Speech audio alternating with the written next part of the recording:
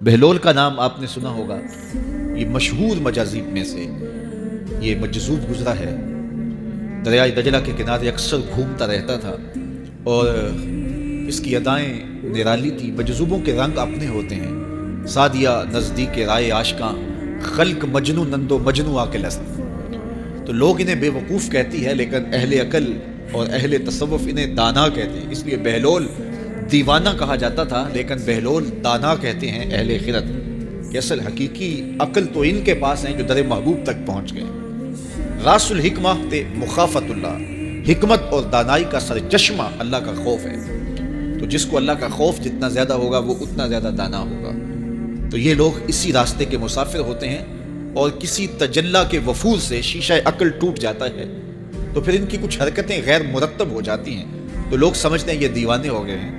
اصل تجلیات کے وفور سے ان کے ہوش ٹکانے نہیں رہے، لیکن ان کے دل پر وہی تجلیات منعکس ہوتی رہتی ہیں، تو انہیں دیوانے کہہ دیا جاتا ہے۔ لیکن حقیقت میں یہ دانا ہوتے ہیں۔ ان کے اندر کی دنیا مرتب ہوتی ہے، لیکن باہر کی دنیا غیر مرتب ہوتی ہے۔ اٹھنے بیٹھنے کا کبھی پتہ نہیں ہوتا، کھا لیا تو لے لیا، نہیں کھایا تو دو دن گزر گئے، پہننے کو کچھ میسر آ گیا تو ٹھیک ہے، نہ میسر آیا تو کئی دن گزر گئے۔ تو ان کو اپنے ظاہر کا خیال نہیں ہوتا، ان کی نظر مشاہدہ جمال پہ ہوتی ہے، اور پھر یہ دنیا سے اور اپنے آپ سے بھی بے گانے ہو جاتے ہیں، اور لوگ انہیں دیوانہ کہہ کے پکارتے ہیں۔ ہارون الرشید گیا نا قبرستان کے قریب سے گزرا تو وہاں بہلول بیٹھا ہوا تھا۔ یہ مشہور مجاذیب میں سے مجذوب اس کو کہتے ہیں کہ تجلیات کے وفور سے جس کا شیشہ عقل ٹوٹ جائے اس کو مجذوب کہتے ہیں، اور لوگ اسے پاگل کہتے ہیں، لیکن اصل میں تو عقل مند یہ ہیں۔ تو بہلول بیٹھا تھا قبرستان میں، تو ہارون الرشید گزرا تو بہلول نے توجہ نہ دی، تو ہارون الرشید نے چاہا کہ میں اس کو دکھاؤں کہ میں محل کیا ہوتے ہیں، تخت و تاج کیا ہوتے ہیں۔ اس نے دعوت دی، بہلول آؤ نا ذرا بغداد میں، شہر کی رونقیں دیکھو، محلات کی زندگی دیکھو۔ تو حضرت بہلول نے جو جواب دیا بڑا خوبصورت تھا، کہا شہر والے سارے ادھر آ رہے ہیں، میں شہر کیا لینے جاؤں؟ تم مجھے شہر بلا رہے ہو اور شہر والے سارے روز ادھر آ رہے ہیں، تم کندھوں پہ اٹھا کے روز انہیں ادھر لاتے ہو اور میں شہر چلا جاؤں؟ تو بادشاہ کی بولتی بند ہو گئی۔ یہ بہلول بھی اسی قبیلے کا فرد تھا، دجلہ کے کنارے مٹی کے گھروندے پاؤں پہ بناتا ہے اور انہیں مسمار کر دیتا ہے۔ وہ کبھی آپ نے دیکھا ہوگا کہ بچے ریت میں اپنا پاؤں رکھ کر کے اوپر سے ریت تھپک لیتے ہیں اور پھر پاؤں ہولے سے نکال لیتے ہیں، بچ جائے تو بڑے خوش ہوتے ہیں، اور جب کھیل ختم ہو جاتے ہیں تو اسے گرا دیتے ہیں اپنے ہاتھوں سے۔ بہلول بھی اسی شغل میں لگا ہوا ہے۔ بہلول یہ کام کر رہا ہے، گروندے بناتا ہے گراتا ہے، گروندے بناتا ہے گراتا ہے۔ بادشاہ گزرا، پوچھا بہلول کیا کر رہے ہو؟ ہنس کے کہا جنت کے مکان بنا رہا ہوں۔ کہا بیچتے ہو؟ ہاں بیچتا ہوں۔ کتنے کا؟ 10 روپے کا، سیل لگائی ہوئی ہے۔ بادشاہ مسکرا کے گزر گیا، دیوانہ ہے، مجنوں ہے، اپنی موج میں لگا ہے۔ پیچھے سے ملکہ زبیدہ بھی آ رہی تھی، اس نے بھی دیکھا، کہا بہلول کیا کر رہے ہو؟ کہا جنت کے مکان بنا رہا ہوں۔ کہا بیچتے ہو؟ ہاں 10 روپے کا بیچتا ہوں۔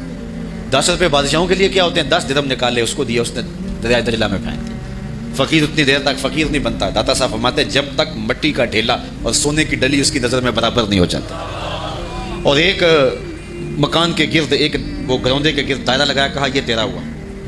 ملکہ گزر گئی، بادشاہ بھی چلا گیا۔ شام کو اپنے محل میں پہنچے، بادشاہ سویا، منظر جاگا کہ حشر کا دن ہے، پھر جنت کا منظر ہے، جنت میں بڑے بڑے خوبصورت مکان ہیں۔ ایک مکان تو بڑا ہی اچھا لگا، تو جی چاہا کہ اس مکان کو دیکھوں۔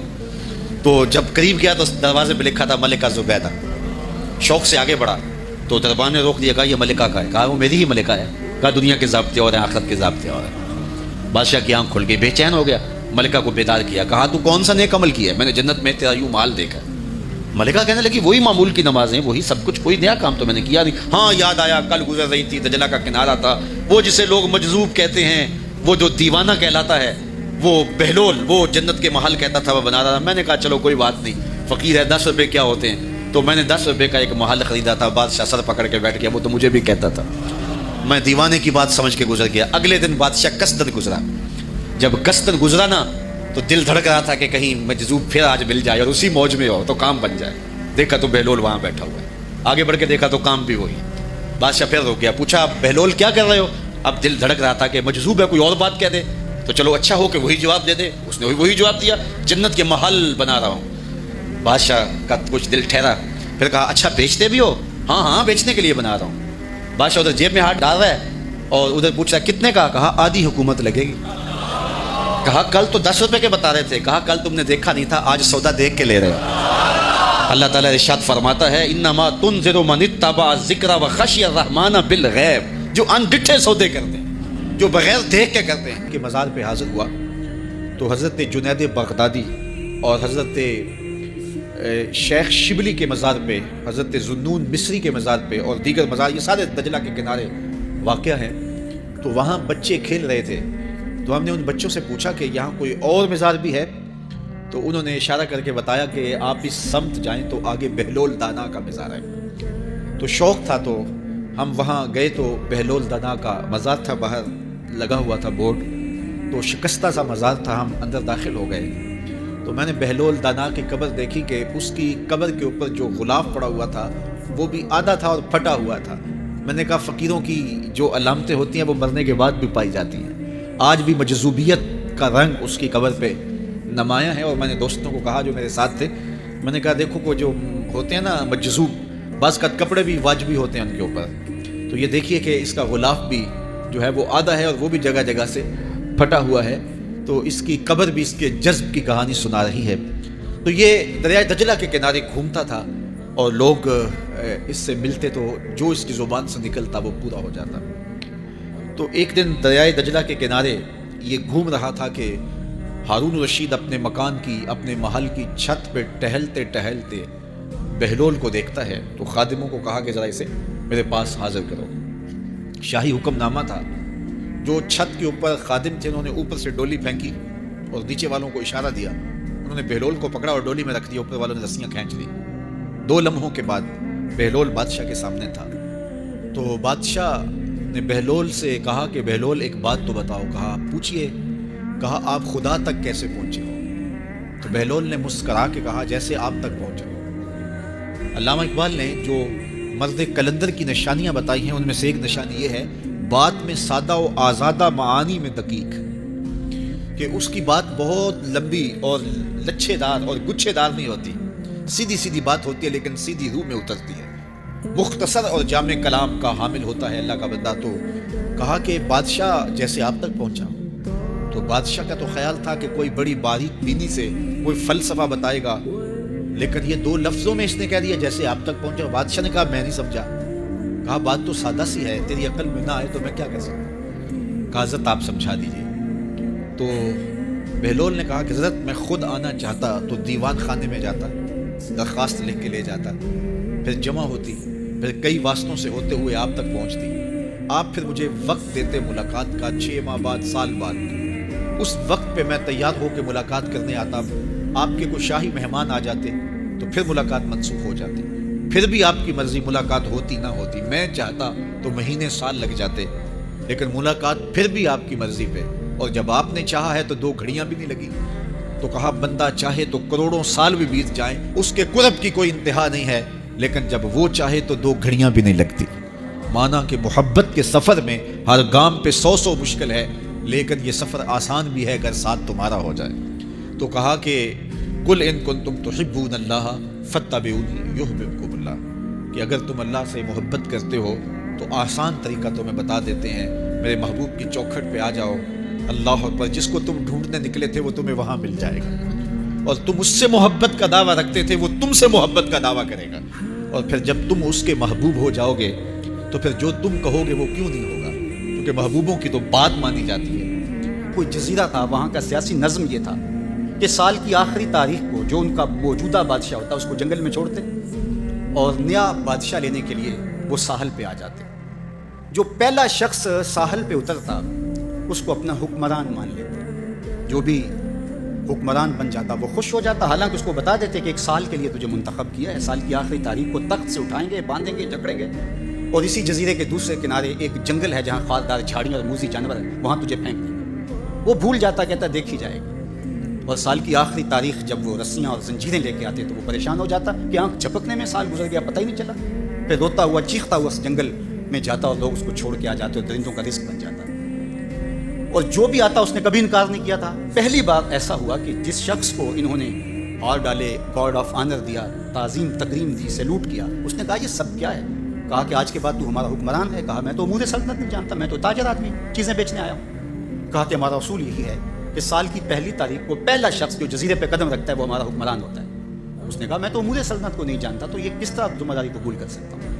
انہوں نے کہا کہ تمہیں کرنا ہوگی، اس کے علاوہ کوئی راستہ نہیں ہے، ہمارا یہ قانون ہے، ضابطہ ہے، اور یہ بھی بتا دیں کہ سال کی آخری تاریخ کو تجھے اسی جنگل کے دوسرے کنارے چھوڑائیں گے جہاں موذی جانوروں کا رین بسیرا ہے۔ تو اس نے کہا اگر انجام اتنا دردناک اور خطرناک ہے پھر تو میں بالکل جانے کے لیے تیار نہیں ہوں۔ تو انہوں نے کہا تو چاہے نہ چاہے باندھ کے بھی تخت پہ بٹھانا پڑا تمہیں بٹھائیں گے۔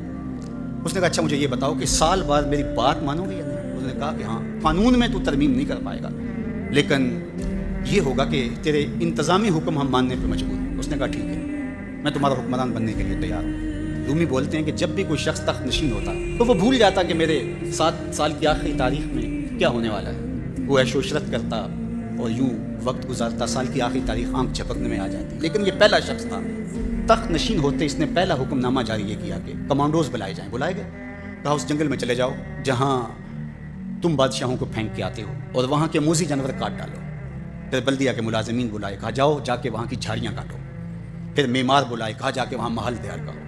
کچھ لوگوں کو بلایا، کہا جا کے وہاں پھول لگاؤ، پھلدار درخت لگاؤ، سایہ دار شجر لگاؤ۔ پوری حکومتی مشینری اس جنگل کو کٹوانے، وہاں کے موذی جانور قتل کروانے اور وہاں خوبصورت محل بنوانے، کنویں کھدوانے اور پھلدار درخت لگوانے میں صرف کر دی۔ اب سال کی آخری تاریخ کو جب وہ زنجیریں لے کر آئے تو اس نے کہا کہ مجھے کیوں جکڑتے ہو، میں خود جانے کے لیے تیار ہوں، اس لیے کہ یہ اس تخت پہ آرام سے نہ بیٹھا، یہاں بیٹھ کے تیاری وہاں کی کرتا رہا جہاں اس نے جانا تھا۔ کافر اور فاسق دنیا کے تخت پہ عیش کرتا ہے، بھول جاتا ہے کہ میں نے کہاں جانا ہے، اور صالح مومن اس تخت پہ آرام سے نہیں بیٹھتا، جہاں جانا ہے اس کے لیے تیاری کرتا رہتا ہے۔ اور جب جنازہ اٹھتا ہے تو وہ کہتا ہے اجلوا بی ولا تؤخروا بی، دیر نہ کرو مجھے جلدی لے جاؤ، میرا تو وہاں انتظار ہو رہا ہے۔ اور پھر جب وہ وہاں پہنچتا ہے تو القبر روضۃ من ریاض الجنہ، وہ جنت کے باغوں میں سے باغ بن چکی ہوتی ہے۔ وہ سارے تھور، ساری جھاڑیاں، ساری آگ اور وہاں کے سارے بھڑکتے ہوئے شعلے بجھا چکا ہوتا ہے اپنے اعمال کے لشکر بھیج کے۔ ہم نے دیکھنا ہے کہ ہم یہاں آخرت کے لیے کچھ بھیج رہے ہیں کہ یہیں سب کچھ لٹا رہے ہیں۔ دنیا کے مختلف ممالک میں جانا ہوتا ہے۔ تو ایک دفعہ میں اٹلی گیا تو وہاں ایک شہر میں مجھے کچھ دوست لے گئے، تو وہ چھوٹا سا گھر تھا، تو 20 سے 30 لوگ وہاں رہ رہے تھے۔ تو میں بڑا حیرت زدہ ہوا، تو میں نے کہا کہ آپ یہاں تنگ سی جگہ پہ 20-25 لوگ رہ رہے ہیں تو اتنی مشکل میں کیوں رہ رہے ہیں؟ تو کوئی بڑا سا گھر خرید لیں، آسودہ رہیں۔ تو انہوں نے کہا کہ جناب آپ ہمارے علاقے میں جا کے دیکھیں، 5-5 کنال کے گھر ہم نے وہاں شروع کیے۔ ہم یہاں کمائی کرنے آئے ہیں، عیش کرنا تھوڑے آئے، ہم تو چند سالوں کے لیے آئے ہیں، اس لیے ہم یہاں سے کماتے ہیں، بھیجتے وہاں ہے جہاں ہم نے ہمیشہ جا کے رہنا ہے۔ میں نے کہا یہی تو میں سمجھانے آیا ہوں، جہاں جتنا رہنا ہے وہاں کا انتظام بھی اس حساب سے کرو۔ حضور نے فرمایا کن فی الدنیا کانک غریب او عابر السبیل، دنیا میں ایسے رہو جس طرح مسافر اجنبی رہتا ہے۔ دنیا پر جینا لگا کے بیٹھ جاؤ، چند دن کے لیے آئے ہو، یہ آخرت کی کھیتی ہے، دار العمل ہے، وہ آخرت دار الجزا ہے۔ تو قبل اس سے کہ وہ وقت آئے ہاتھ ملتے رہ جائیں، توبہ کا در کھلا ہے، سورج ابھی مغرب سے طلوع نہیں ہوا، اللہ کی رحمتیں برس رہی ہیں، اٹھے ہوئے ہاتھ وہ موڑتا نہیں، خالی نہیں پھیرتا۔ تو اس کی دہلیز، اس کا در، اس کی چوکھٹ نہ چھوڑنا، اور آج غور کرنا کہ ہم کھڑے کہاں ہیں۔ اور کائنات کا سارا حسن حضور کے قدموں میں ہے۔ تو کہا محبوب مجھے قسم تیرے زمانے کی، انسان خسارے میں۔ اب انسان تو خسارہ ماننے کو تیار نہیں ہے، وہ کہتا میں تو خسارے میں نہیں ہوں، میں تو ہواؤں کے دوش پہ اڑتا ہوں، میں تو کائنات کو نقشچیر بنایا ہوا ہے، زمانہ میرا باج گزار ہے، ستاروں پہ کمندے میں ڈال چکا ہوں، میں اپنی زندگی کو آسائشوں سے بھر دیا ہوا ہے۔ کہاں وہ گھاس پھوس کے جھونپڑے اور کہاں عالی نصب کوٹیاں، کہاں کھانے کے لیے نان شبینہ بھی میسر نہیں تھا، اور کہاں اتنے کھانے کہ انتخاب مشکل ہو جاتا ہے، کہاں پیوند لگے ہوئے کپڑے اور کہاں اتنے لباس ہیں کہ بدلنے کی باری نہیں آتی ہے۔ تو میں تو خسارے میں نہیں ہوں، میں تو ہواؤں کے دوش پہ اڑتا ہوں، میں تو سمندر کی تہوں میں اتر جاتا ہوں، میں تو پوری دنیا کو گلوبل ولیج بنا لیا ہوا ہے، میں تو کائنات کا سارا حسن کشید کر لیا ہے، میں تو خسارے میں نہیں ہوں۔ اللہ کہتا ہے محبوب مجھے قسم تیرے زمانے کی، یہ خسارے میں ہے، یہ خسارہ ماننے کو تیار نہیں، اور اللہ کہتا ہے محبوب مجھے تیرے زمانے کی قسم، یہ خسارے میں۔ تو امام راضی فرماتے ہیں، آپ فرماتے ہیں جو خسارہ ہے یہ انسانیت کا ہے۔ اگر یہ ہواؤں کے دوش پہ اڑتا ہے تو یہ انسان کا کمال نہیں ہے، یہ تو چڑیا بھی اڑتی ہے، یہ تو مکھی بھی اڑتی ہے، اگر یہ پانی میں تیرتا ہے تو یہ تو مچھلی بھی تیرتی ہے، اگر اس نے آسائشیں اور سہولتیں اپنے لیے تلاش کر لی ہیں تو وہ تو دوسری مخلوقات کو بھی حاصل ہے۔ تو انسان کا خسارہ ہے، انسان کا۔ یہ جو عروج جس کی یہ کہانی سنا رہا ہے یہ حیوانیت کا عروج ہے، اس کی انسانیت کہاں گئی؟ ہواؤں کے دوش پہ تو اڑتا ہے لیکن من کی دنیا سے تو نا آشنا ہے. یہ ستاروں پہ کمندے تو ڈال رہا ہے، ہم سائے کی تو خبر نہیں سے ہو. یہ دنیا کے اوپر بڑا باخبر شخص ہے لیکن اسے جو ہے وہ اپنے من کی خبر بھی نہیں ہے. ہمارا نرم رو کاسد پیام زندگی لایا، خبر دیتی تھی جن کو بجلیاں وہ بے خبر نکلے. یہ تو من سے نا آشنا ہے. کہاں گئی اس کی انسانیت؟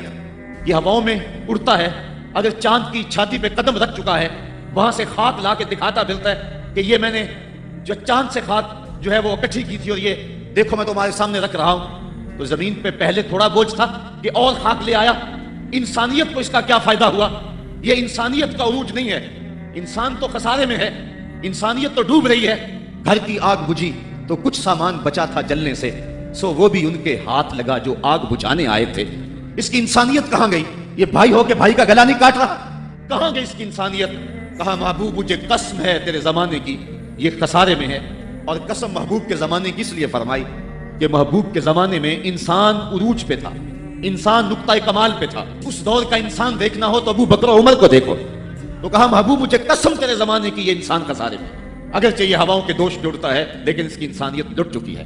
اور اگر اس نے انسان دیکھنا ہے تو محبوب آئے تیرے دور میں. یہ تو بھائی بھائی کا گلا کاٹ رہے، خون سفید ہو گیا. ایکسیڈنٹ میں جو بچ جاتے ہیں وہ مرنے والوں کی گھڑیاں اتارتے ہیں. اس کی تو حالت انسانی جو ہے وہ برباد ہو چکی ہے. لیکن حسن دیکھنا ہے انسانیت کا تو آئے تیرے دور میں.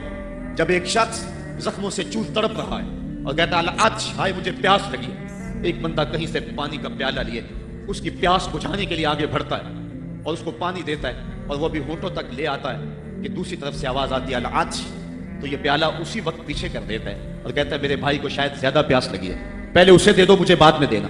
اور یہ جب اس کے پاس جاتا ہے اور وہ پانی پینے لگتا ہے تو تیسری جگہ سے آواز آتی ہے. یہ اسے پانی دیتا ہے تو چوتھی جگہ سے آواز آتی ہے. حتیٰ کہ 7 اشخاص کے پاس پانی لے کے جاتا ہے اور ہر ایک آگے ترجیح دیتا ہے. اور جب وہ 7ویں شخص کے پاس پہنچتا ہے تو پہلے کے کرانے کی آواز بڑھ جاتی ہے. یہ کہتا ہے پیچھے بھاگ، پہلے اسے پانی دے. اور جب یہ پلٹ کے آتا ہے تو اس کی روح پرواز کر جاتی ہے. پھر دوسرے کے پاس جاتا ہے تو اس کی روح پرواز کر جاتی ہے. پانی کا ایک پیالہ اور 7 آدمی زندگی اور موت کی کشمکش میں، نزع کا عالم، اور ایک دوسرے کو ترجیح دے رہے ہیں. کہا یہ تھا حسن انسانیت کا. محبوب جو تیرے زمانے میں تھا، مجھے قسم تیرے زمانے کی یہ انسان خسارے میں ہے. اگر خسارے سے بچنا ہے تو دامن محمد کا تھامنا ہو. الا الذین آمنوا کا بیان اس پہ گواہی دے رہا ہے. تو یہ انسان کا خسارہ ہے، انسانیت کا خسارہ ہے. شیخ زادہ نے بیضاوی کے حاشیے میں ایک اور خسارے کا پہلو بیان کیا حضرت علی المرتضیٰ رضی اللہ تعالی عنہ سے.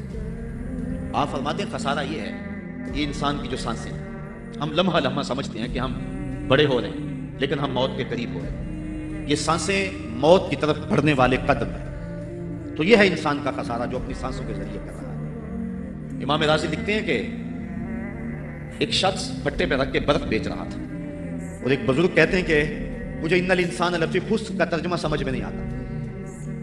جب اللہ کرم نوازی فرمانے لگے تو پھر ہدایت کے سامان اس کے لیے بنتے چلے جاتے ہیں. اور جب کسی کی بہتری کا اللہ ارادہ نہ کرے تو اسے قرآن سے بھی ہدایت نہیں ملتی.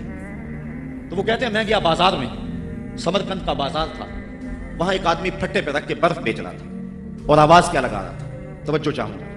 کہہ رہا تھا ارحموا من یذوب راس مالہ، اور میرے پہ رحم کرو، مجھ سے برف لے لو. اگر تم نے برف خریدنے میں دیر کر دی تو میں کمائی کیا کرنی ہے، جو میں نے پیسے لگائے ہیں وہ بھی میرے لٹ جائیں گے، میرا راس المال بھی برباد ہو جائے گا. کیونکہ برف ایسا سودا ہے کہ اگر گاہک وقت پہ نہ پہنچے تو نقصان ہو جاتا ہے. کوئی اور چیز ہے آج نہیں بکی تو کل بیچ لیں گے، کل نہیں تو پرسوں بیچ لیں گے، لیکن برف کا اگر گاہک وقت پہ نہ آیا تو کمائی کیا کرنی ہے، راس المال بھی لٹ جائے گا. تو وہ جانے والوں کو کہہ رہا تھا ارحموا من یذوب راس مالہ، اور میرے پہ رحم کرو، مجھ سے برف لے لو. اگر تم نے دیر کر دی تو میرا اثاثہ بھی لٹ جائے گا، میرا راس المال بھی برباد ہو جائے گا. تو وہ بزرگ فرماتے ہیں جب اس نے یہ بات کہی تو مجھے ان الانسان لفی خسر کا ترجمہ سمجھ میں آ گیا. میں نے کہا کہ ہم بھی اپنے سانسوں کی برف کو پگھلا رہے ہیں، اور قطرہ قطرہ جس طرح برف پگھلتی ہے، سانس سانس کر کے زندگی پگھل رہی ہے. اگر جلدی جلدی ان سانسوں کے بدلے میں نیکیاں لے لیتے ہیں تو یہ زندگی بچ جائے گی، ورنہ یہ زندگی برف کی طرح پگھل رہی ہے. ان الانسان لفی خسر، انسان خسارے کا سودا کر رہا ہے، لمحہ لمحہ موت کے قریب ہو رہا ہے. یہ سمجھ رہا ہے میں بڑا ہو رہا ہوں لیکن یہ چھوٹا ہو رہا ہے. جب گنتی الٹی شروع ہو جائے تو کام جلدی زیرو پر آ جاتا ہے. کسی کی 60 سے، کسی کی 70 سے، کسی کی 100 سے گنتی الٹی شروع ہے اور لمحہ لمحہ ہم موت کی طرف بڑھ رہے ہیں. یہ انسانیت کا خسارہ ہے. ایک مفسر ہوا طباطبائی، ہے تو ویسے ڈاماڈول، لیکن بات بڑی پتے کی لکھ گیا. وہ کہتا ہے خسارے کا ایک اور پہلو بھی، اور اس پہ میں آپ کی تھوڑی سی توجہ بھی چاہوں گا. وہ کہتا ہے خسارہ یہ ہے کہ اللہ نے ایک شے کو ایک حسن دیا ہے تو دوسرے حسن سے اسے محروم رکھا ہے، تو وہ شے کہتی ہے کہ میں خسارے میں. اس کی مثال وہ کہتا ہے یہ پھول ہیں، ان میں خوشبو ہے لیکن روشنی نہیں ہے، اندھیرے میں آپ ان سے چراغاں نہیں کر سکتے. تو پھول کہیں گے ہم خسارے میں، ہمارے میں خوشبو تو ہے لیکن روشنی نہیں. چاند میں روشنی ہے لیکن اس میں خوشبو نہیں ہے، تو چاند کہتا ہے میں خسارے میں، کہ میرے میں روشنی تو بڑی ہے، میرے دم سے کائنات میں اجالے تو پھیل جاتے لیکن خوشبو نہیں ہے، میں خسارے میں. ایک بچہ کہتا ہے میرے میں بچپنے کی معصومیت تو ہے لیکن جوانی کا بانکپن نہیں ہے، لہٰذا میں خسارے میں. ایک جوان کہتا ہے میرے میں جوانی کا حسن تو ہے لیکن بڑھاپے کا تجربہ نہیں ہے، لہٰذا میں خسارے میں.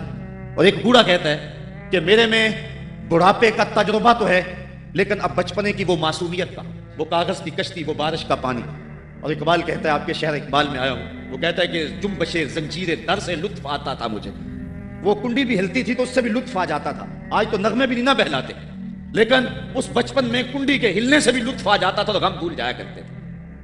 وہ کیا کسی نے کہا تھا کہ اپنے جل جانے کا بھی احساس نہیں تھا، جلتے ہوئے شعلوں کو چھیڑا کرتے تھے، اب تو ایک آنسو بھی رسوا کر جاتا ہے، بچپن میں جی بھر کے رویا کرتے تھے، اب تو وہ رونے کا حسن بھی نہیں نہ رہا. تو کہا کہ میرے پاس بڑھاپے کا تجربہ تو ہے لیکن بچپنے کی معصومیت نہیں ہے، لہٰذا میں خسارے میں ہوں. ایک شب زندہ دار کہتا ہے کہ میرے پاس سحری کے آنسو تو ہیں لیکن علم کا بانکپن نہیں ہے. اور ایک عالم کہتا ہے کہ میرے پاس علم کے کمال تو ہیں لیکن تہجد کے سجدے نہیں ہیں، لہٰذا میں خسارے میں ہوں. بلبل کہتی ہے میرے لہجے میں تو حسن ہے لیکن میرے بازوؤں میں طاقت نہیں ہے، لہٰذا میں خسارے میں ہوں. شیر کہتا ہے میرے بازوؤں میں تو طاقت ہے لیکن میرے پر نہیں ہے کہ میں اڑ سکوں، لہٰذا میں خسارے میں ہوں. کوئل کہتی ہے میرے لہجے میں تو جادو ہے لیکن رنگ میرا کالا ہے، لہٰذا میں خسارے میں ہوں. مور کہتا ہے میرے پروں میں تو حسن ہے لیکن میرے پاؤں بدصورت ہیں، لہٰذا میں خسارے میں ہوں. تو وہ کہتا ہے کہ کائنات کی ہر شے کسی نہ کسی طرح خسارے میں ہے، لیکن پھر کہتا ہے اگر تمہیں شوق ہو کہ ایک ذات ایسی بھی دیکھے جس میں خسارہ نہ ہو تو آؤ مدینے کی گلی میں آ جاؤ. حسن کی ساری شوخیاں، جمال کے سارے کریمے اور حسن کا سارا بانکپن اگر ایک ذات میں دیکھنے کا شوق آ جائے، حسن یوسف دم عیسیٰ ید بیضا داری، ہما دارند آنچے بھوپا تو تنہا داری. کائنات حسن جب پھیلی تو لا محدود تھی اور جب سمٹی تو تیرا نام بن کے رہ گیا. اگر یہ شوق ہو کہ کائنات کے سارے حسن ایک پیکر میں دیکھیں تو کہا اس کے لیے میں نے ایک محمد ہی بنا دیا.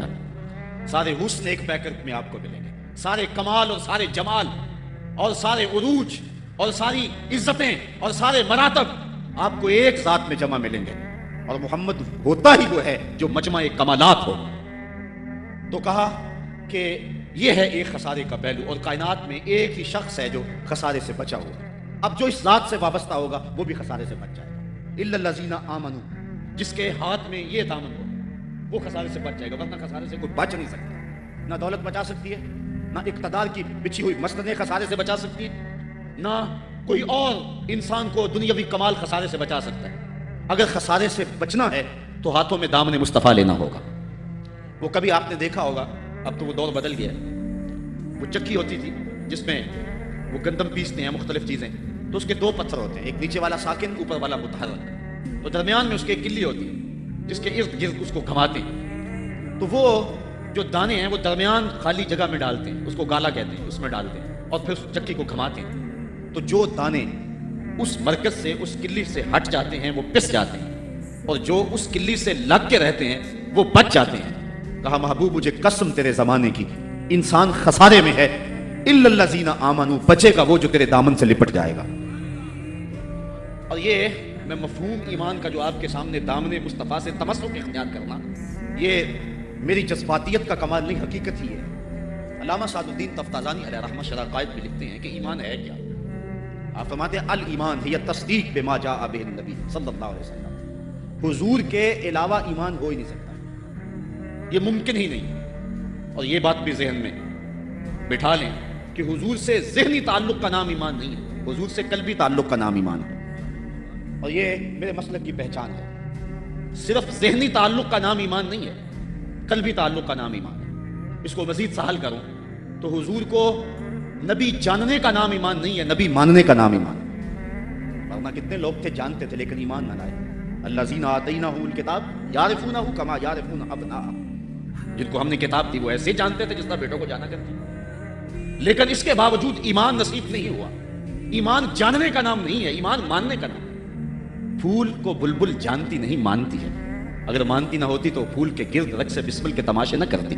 شمع کو جانتے سارے ہیں لیکن مانتا صرف پروانہ ہے. تو ایمان جاننے کا نام نہیں ہے, ایمان ماننے کا نام.